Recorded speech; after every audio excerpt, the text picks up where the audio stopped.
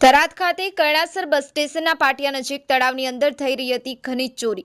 ત્યારે ખનીજ વિભાગની ખાનગી બાતમીના આધારે રાતના સમય ખનીજ વિભાગનો દરોડો પાડતા અજાણ્યા શખ્સો દ્વારા ખનીજ વિભાગના અધિકારીઓ પર હુમલો કરવામાં આવ્યો હતો।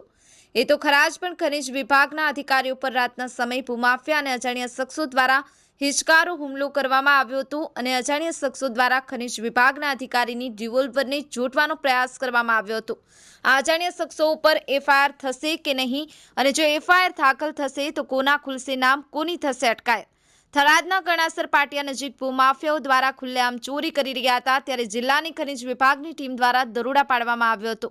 ત્યારે ભૂમાફિયાઓ દ્વારા ખનીજ વિભાગના અધિકારીઓ પર હિચકારો હુમલો કરી અને ખનીજ વિભાગના અધિકારીની રિવોલ્વરને ઝપાઝપી કરી હતી।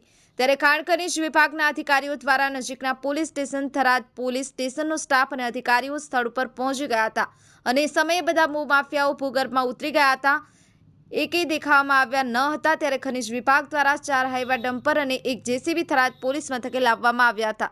ત્યારે હવે આગળની કાર્યવાહી કયા અધિકારી કરે છે તે જાણવાનું રહ્યું।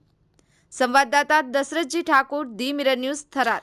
હેલો, નમસ્કાર, જય શ્રી કૃષ્ણ। હું છું તમારો પ્રિય ખજૂરભાઈ। તમામ ગુજરાતીઓને કહીશ કે સરસ મજાનું ન્યૂઝ એવું કે દેવ મિરર ન્યૂઝને જોતા રહેજો। જય માતાજી, જય શ્રી કૃષ્ણ।